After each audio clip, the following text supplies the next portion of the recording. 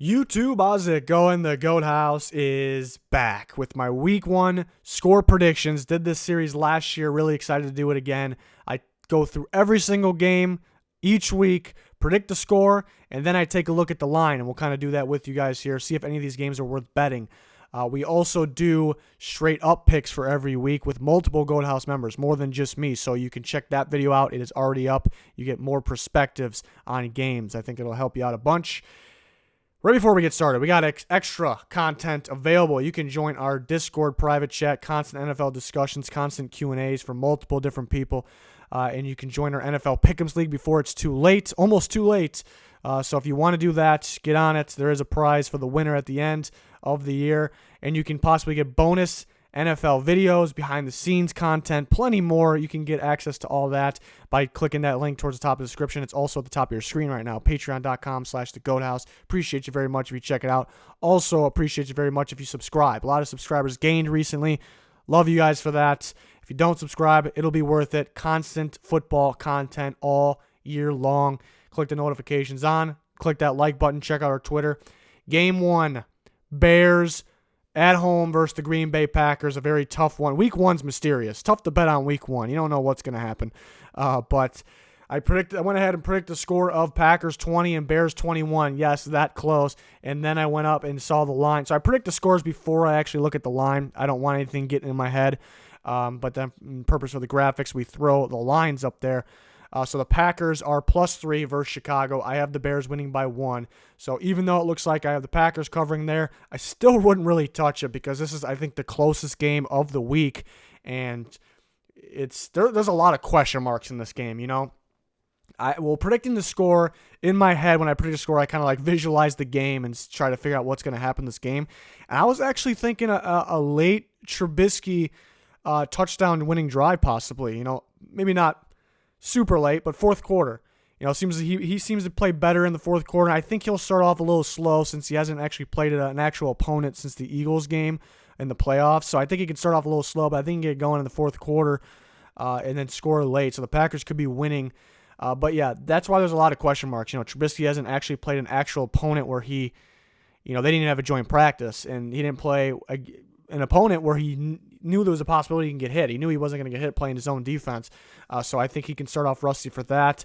Rodgers hasn't played too much either, but they had a joint practice, and I mean, he's got plenty of experience. But then kind of on the defensive side, I worry about the new defensive faces for the Packers. A lot of new guys. I worry about them clicking, so the Bears' offense could actually look better than 21 points because, I mean, you got 2 new safeties.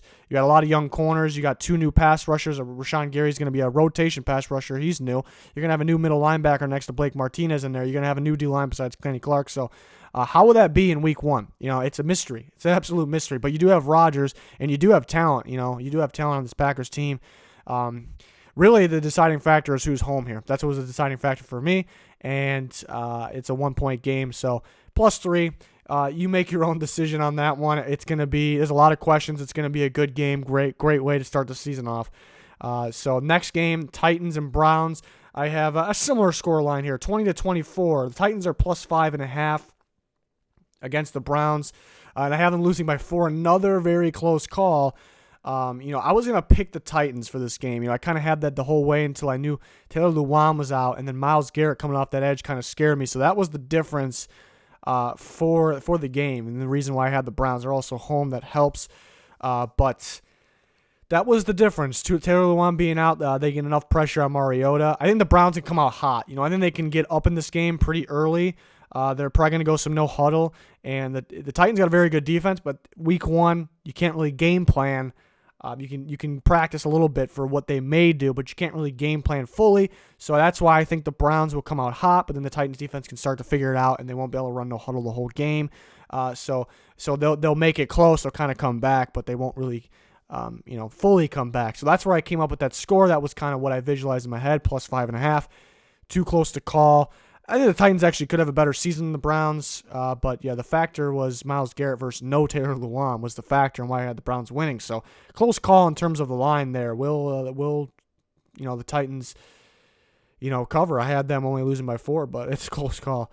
Next game is the Ravens and the Dolphins. I had a 26-13 final. and they're -7. So I have them winning by 10. So this looks like a pretty solid one. There's a lot of people out there predicting the Dolphins just because, and I understand why. People bashing those people, I understand why. Because week one, this would be a total week one thing to happen. I'm watching football for too damn long. Week one, random outcomes, and then way too many overreactions. People taking away stuff and predicting stuff based on week one and even week two makes no sense. Week one's been crazy, but I'm still predicting. The Ravens have to win this game by a good amount. I mean, how is this Dolphins? They're not going to get any pressure on Lamar Jackson because they don't have the pass rush, and it's hard to bring down Lamar Jackson anyways. And there's really not much up front besides Christian Wilkins. I think the Ravens will. I think the Ravens will get going on the run game, whether it's Lamar Jackson, Mark Ingram, who in their running back group, Gus Edwards, and Justice Hill. I think they'll get going on the running game. I think the Dolphins will. Why I came up with 26, I actually see the Dolphins playing some pretty good red zone defense, and I see some field goals for the Ravens. They'll keep the ball on the ground, run the clock, kick the field goals. I mean, they're going to try to score touchdowns, but I can actually see if there's a positive thing from the Dolphins, I actually could see some good red zone defense in this one. And I have them getting 13 points. I think there'll be a little bit of Fitzmagic. He can get in the end zone once, maybe twice, maybe around 14, 17 points is possible. And the good thing is the Ravens don't have a real good pass rush, but in terms of their actual pass rushers, but they're very good blitzing, and I think they'll blitz the crap out of Fitzpatrick, so that'll limit the points of the Dolphins. So I have them covering, the Ravens covering, they're -7. Up by 13. I think I said 10 by accident at one point. They're up by 13 in this one, 26-13. So I do have them covering that. So that is definitely one to look into. It is week one, though. Keep that in mind. It's always been mysterious. Next game is the Falcons and the Vikings. And real close here. I have the Vikings winning by 3. So the Falcons losing by 3 when they're +4 here. So that's probably too close to call there. The Vikings got a really good home field advantage, so I think that gives them the edge in this one. Another edge is their pass rush. I think the difference for me while picking the winner was the pass rush. I think both offensive lines can struggle early in the season.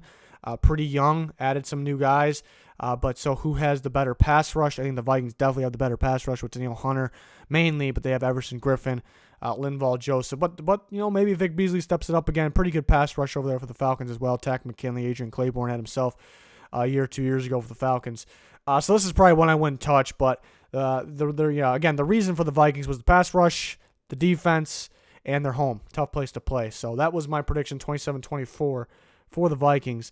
Next game was the Bills and the Jets. Another tough one to predict. I had the Bills winning 23-20. I think the Bills' defense would just be too much for the Jets, but you could say they may have some interesting game plan offensively in New York there. So the Bills' good defense may not have a game plan for it. It may not be able to slow it down. I mean, the Jets can come out scoring early, but I think the Bills' defense will figure it out.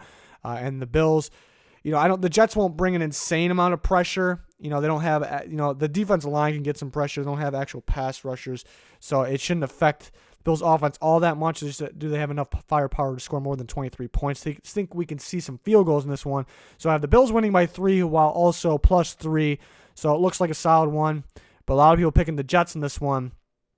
The Jets started off, I think, week 1 last year is where they really gave it to the Lions. So, maybe they're a week 1 team. Maybe they have a good year this year. So I guess it's kind of a tough one, even though it looks like I like the Bills there. Bet at your own risk on that one, I would say, even though it looks good. Next game, Redskins and Eagles. The Redskins are +9.5, and I have the Eagles winning by 11. So just squeaking by. Even though it's just squeaking by, I kind of like this one. They can possibly win by more than this. The thing that does scare me a little bit, the Redskins got a really good D-line and pass rush. Putting that D-line together with their linebackers, I think the pass rush will be good. I don't know if people really like the Eagles' offensive line. I don't know if it's good. Don't get me wrong. I just don't know if it's that good. People are, I think, a little overhyped on it. I think the Redskins could get some pressure on Wentz here. He could. It won't be enough. They could, but it won't be enough to win the game, I don't think, obviously. So I got the Eagles winning by 11. And they get enough going on offense, and I don't think the Redskins have enough offense. So Eagles winning by 11. There's no reason why they shouldn't win by double digits in this game, but, I guess the reason would be, if they didn't, would be the Redskins pass rush. But, they should do a good enough job protecting Wentz. Next game is the Rams and the Panthers, and the Rams are only -3. They are away. And I have them winning by 8. This is one I like. The Panthers started off really good last year, And then as soon as Cam was kind of hurt, they really fell apart. So this team was legit when Cam's in there and 100% healthy. But the question mark is he 100% healthy right now? He just got hurt a couple weeks ago. Is he playing? I mean, he had his surgery in the offseason too. So is he 100% healthy? It's very hard. The Panthers defense, I think, on the weaker side too. They don't have a great pass rush. Their secondary's a little weak. I think the Rams will have an excellent game plan here for the Panthers. So that's why I have them with 28 points. Panthers with 20. I kind of like this one, -3 for the Rams. I think the offensive game plan wins week ones for sure with limited, sometimes week ones people are rusty and they make weird mistakes that they wouldn't make all year. So the offensive game plan will be there for the Rams. All it is on is them not to make simple, don't turn the ball over more than you do. That's really the only thing there. So I got the Rams winning 28-20 when they're -3. The Chiefs I got winning 31-20. They're -4, so you can say this is one that I like. I think the Chiefs should easily get to 30 points. Easily should get there. I know the Jags defense is good. They can get some pressure. They got the best corner, Jalen Ramsey. But I think the last receiver Jalen Ramsey want to cover is Tyreek Hill. A shifty guy, a faster guy that you just can't keep up with. Ramsey can be physical with Hopkins and stay close to him. It's going to be hard to stay close to Hill when they have Mecole Hardman as well and Sammy Watkins and Damian Williams. I think in the Jags got some new faces. I don't know if I trust them right off the bat to score, but because the Chiefs, when you beat the Chiefs, you got to beat them in a shootout. You have to. Teams' defenses that are good could slow them down. They won't stop them. So that's why I still have the Chiefs with 31. So the Jags got to beat them in a shootout. I just don't see. I believe in Foles. I believe in the pieces they got. It's just new faces, new offensive coordinator. I don't know if they get going right off the bat. I don't know if they get going right off the bat. So that's why I only have them with 20. I mean, it's a decent amount of points, but not enough against the Chiefs. So I do like the Chiefs -4. The next game we're going with is the Colts and the Chargers, 24-34. I think the Chargers will light it up in this one. I think they will. I think they'll have a good game plan. I don't think Melvin Gordon being out affects them. Yeah, he's their best running back if he's there, but I don't think it affects them too much. I think they'll have a good game plan between running the ball. I mean, both. Some of these teams I think are going to run the crap out of the ball to win the game, like Ravens for an example. And the Chargers got a good balanced game plan for this one. And the Colts' young defense maybe won't have the game plan to stop it. Like I said, offensive game plans win in week one as long as you execute, don't make mistakes. But I think Brissett can get going in this one. Maybe it'll take a little bit, but I think he can get going. Once I'm just worried because their game will be running the ball and kind of short game this year. That's like their strength, I think, offensively. That actually could hurt them in this game.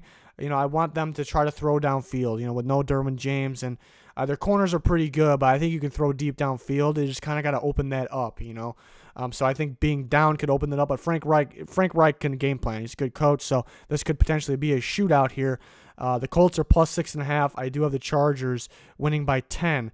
So it looks pretty good for them. And just the factor of kind of Brissett finding out that, I guess he should have known that he was a starter for a while now, but Andrew Luck just retiring kind of affects the team and Brissett maybe a little bit and the game plan just a little bit here. So Chargers by 10 is what I got. Then they can get it going offensively. Next game, Bengals and Seahawks. And I got another 1-point game. I got a 27-28 Seahawks. I know this Bengal team, and the Bengals are +9.5, so I'm kind of liking this one.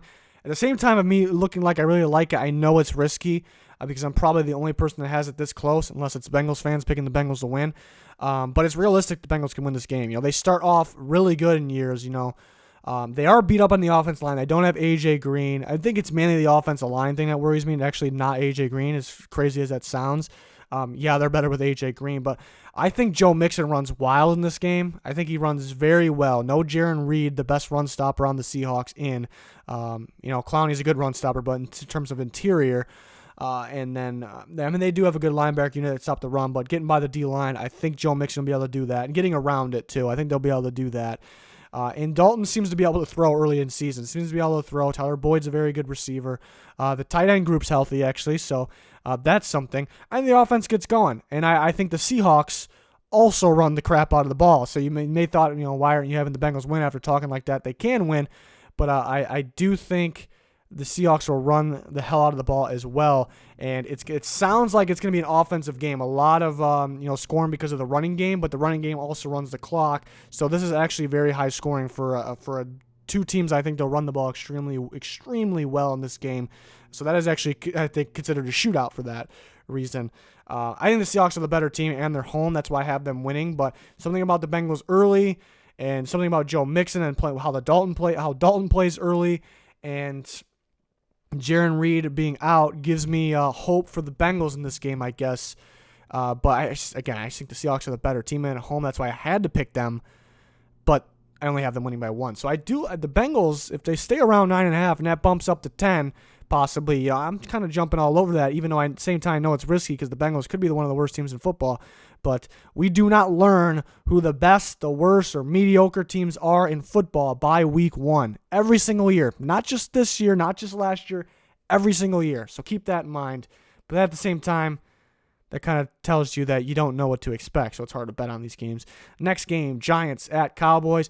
I'm feeling a comfortable win for the Cowboys. I'm kind of liking this one. Like I said, I don't really like week 1 in general for betting, but if I had to pick, this is another one I like. Have them winning by 14 when they're -7. The Giants are +7. Cowboys home. The Giants, they have some weak spots. They can struggle, but that's really not it. The Cowboys are extending all these guys. They just got Zeke. They got their boy back in there. This team's going to be hyped. Amari Cooper on track to play. This team's going to be hyped. And I know Dak didn't get his extension, but that's what you got to like Dak. It's the type of guy that's going to get hyped for this game. He doesn't care about if he's paid yet or not. This team's going to be hyped for this game, I think. And I think they'll play pretty well offensively. The defense will show up. It shouldn't be that hard of a task at home for the defense to hold them for a good amount of points there. So 27-13. I got the Cowboys. Feeling pretty good about them in this game. Next game is the Lions and the Cardinals. I wouldn't touch this one just because of the matchup, and then you see how close the line is compared to my score. Wouldn't touch it. Would not touch this game. This is the one, ultimate stay away from this game. Maybe the Bears-Packers too, but stay away from this game because I don't know what to expect from, I was about to say the Cardinals, but I don't know what to expect from either team. I do know I expect the Lions to put some points up on the board. I do really expect that. I think Kerryon Johnson will run very well. I don't think they want to overdo him, though. They'll try to throw the ball around. They'll probably feed some other running backs, too. They'll get going offensively. I think they can get up early in this game.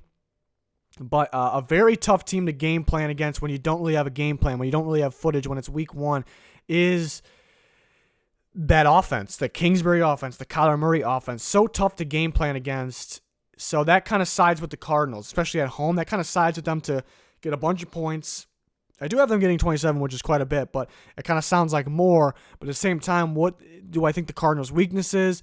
Offensive line and the blitz. The Lions do a very, very good job blitzing. I think Devon Kennard is a guy to look out for, and they have a good D-line pass rush too. But I think Devon Kennard's a guy blitzing in this game could actually be the difference maker. I think Patricia has a good game plan, even though we didn't see him with quite good game plans early last year. I think he could have a good game plan, but offensively, Kingsbury and Kyler Murray could have quite the game plan. So back and forth in this game, picking the Lions. It's a game plan nightmare game all over the place. So do not touch it. Stay away. That's my advice. But if you're feeling very confident, that's up to you. The Niners and the Bucks, it's a pick 'em. And I picked the Bucks to win this game. Probably another one I wouldn't touch because it's a pick 'em and you don't really know what to expect from either of these teams. I think the Niners are the better team. But I picked the Bucks. The better team doesn't always win, especially in week 1, like I said. So I picked the Bucks. Their offense seems to be good yardage-wise over the last few years. They lost a little bit in terms of the receiver unit. But with Bruce Arians there, I think they get going, especially when it's hard to game plan against, any offense in week 1, really. But I got the Bucks in this one. It's just a gut feeling is what I went here, and that's why maybe you should stay away.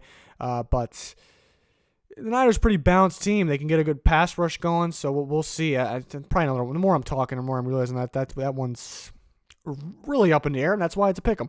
Steelers, Patriots, I think a shootout in this one. I really think a shootout because the Steelers got a good pass rush, which the Patriots don't.